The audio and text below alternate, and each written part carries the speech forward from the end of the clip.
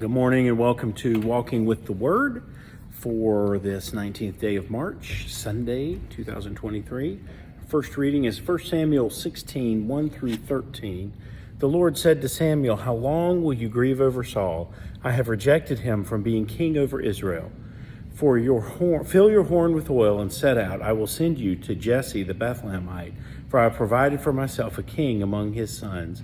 Samuel said, "How can I go? If Saul hears of it, he will kill me." And the Lord said, "Take a heifer with you and say, 'I have come to sacrifice to the Lord.' Invite Jesse to the sacrifice, and I will show you what you shall do, and you shall anoint for me the one whom I name to you." Samuel did what the Lord commanded and came to Bethlehem. The elders of the city came to meet him, trembling, and said, "Do you come peacefully?" He said, "Peaceably. I have come to sacrifice to the Lord. Sanctify yourselves and come with me to the sacrifice." And he sanctified Jesse and his sons and invited them to the sacrifice. When they came, he looked to Eliab and thought, "Surely the Lord's anointed is now before the Lord." But the Lord said to Samuel, "Do not look on his appearance or on the height of his stature, because I have rejected him. For the Lord does not see as mortals see. They look on the outward appearance, but the Lord looks on the heart." Then Jesse called Abinadab and made him pass before Samuel. He said, "Neither has the Lord chosen this one." Then Samuel made Shammah pass by, and he said, "Neither has the Lord chosen this one." Jesse made 7 of his sons pass before Samuel, and Samuel said to Jesse, "The Lord has not chosen any of these." Samuel said to Jesse, "Are all of your sons here?" He said, "There remains yet the youngest, but he is keeping the sheep." And Samuel said to Jesse, "Well, that's really bad. Bring him." No, I'm kidding. And Samuel said to Jesse, "Send and bring him, for we will not sit down until he comes here." And he sent and brought him in. Now he was ruddy and had beautiful eyes, and he was handsome. The Lord said, "Rise and anoint him, for this is the one." Then Samuel took the horn of oil and anointed him in the presence of his brothers. And the Spirit of the Lord came mightily upon David from that day forward. Samuel then set out and went to Ramah. Lord, let your Spirit fall on us. Psalm 23. The Lord is my shepherd, I shall not want. He makes me lie down in green pastures. He leads me beside still waters. He restores my soul. He leads me in right paths for his name's sake. Even though I walk through the darkest valley, I fear no evil, for you are with me. Your rod and your staff, they comfort me. You prepare a table before me in the presence of my enemies. You anoint my head with oil. My cup overflows. Surely goodness and mercy shall follow me all the days of my life, and I shall dwell in the house of the Lord my whole life long. Ephesians 5, 8 through 14. For once you were darkness, but now in the Lord you are light. Live as children of light. Isn't that interesting? It says we were in darkness, but we were darkness. And now not we are in the light, but we are light. Interesting. It's your identity. You are light. Live as children of light. For the fruit of light is found in all that is good and right and true. Try to find out what is pleasing to the Lord. Take no part in the unfruitful works of darkness, but instead expose them.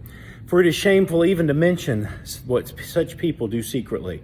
But everything exposed by the light becomes visible.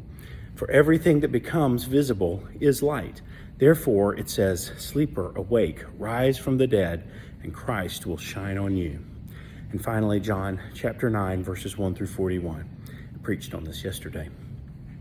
As he walked along, he saw a man blind from birth. His disciples asked, "Rabbi, who sinned, this man or his parents, that he was born blind?"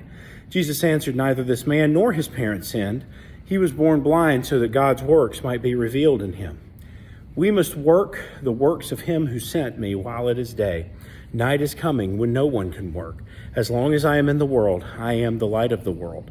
When he said this, he spat on the ground and made mud with the saliva and spread the mud on the man's eyes, saying to him, "Go wash in the pool of Siloam," which means sent. Then he went and washed and came back able to see. The neighbors and those who had seen him before as a beggar began to ask, "Is this not the man who used to sit and beg?" Some were saying, "It is he." Others were saying, "No, but it is someone like him." He kept saying, "I am the man." But they kept asking him, "Then how were your eyes opened?" He answered, "The man called Jesus made mud, spread it on my eyes, and said to me, 'Go to Siloam and wash.' Then I went and washed and received my sight." They said to him, "Where is he?" He said, "I don't know." They brought him to the Pharisees, who formerly had been blind. They brought to the Pharisees the man who had formerly been blind. Now it was Sabbath day when Jesus made the mud and opened his eyes. Then the Pharisees also began to ask him how he received his sight. He said to them, "He put mud on my eyes, and then I washed, and now I see." Some of the Pharisees said, "This man is not from God, for he does not observe the Sabbath." But others said, "How can a man who is a sinner perform such signs?" And they were divided. So they said again to the blind man, "What do you say about him? It was your eyes he opened." He said, "He is a prophet."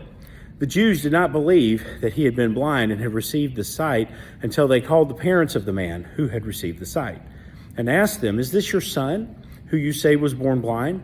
How then does he now see?" The parents answered, "We know that this is our son and that he was born blind, but we do not know how it is that he now sees.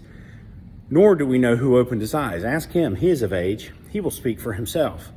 His parents said this because they were afraid of the Jews, for the Jews had already agreed that anyone who confessed Jesus to be the Messiah would be put out of the synagogue.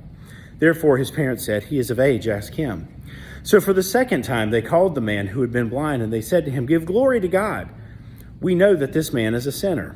He answered, "I do not know whether he is a sinner. One thing I do know, though, I was blind, and now I see."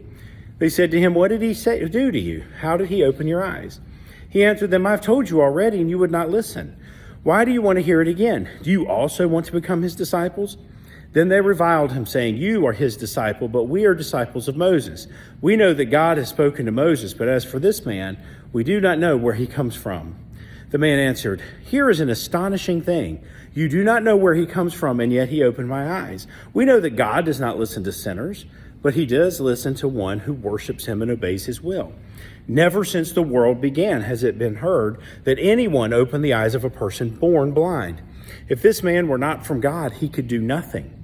They answered him, "You were born entirely in sins, and are you trying to teach us?" And they drove him out. Jesus heard that they had driven him out. When they found him, he said, "Do you believe in the Son of Man?" He answered, "Who is he, sir? Tell me so that I may believe in him."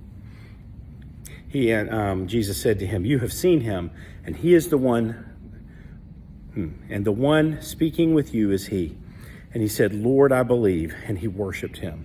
Jesus said, "I came into this world for judgment, so that those who do not see may see, and those who see may become blind." Some of the Pharisees near him heard this and said, "Surely we are not blind, are we?" Jesus said to them, "If you were blind, you would not have sinned. But now that you say we see, your sin remains."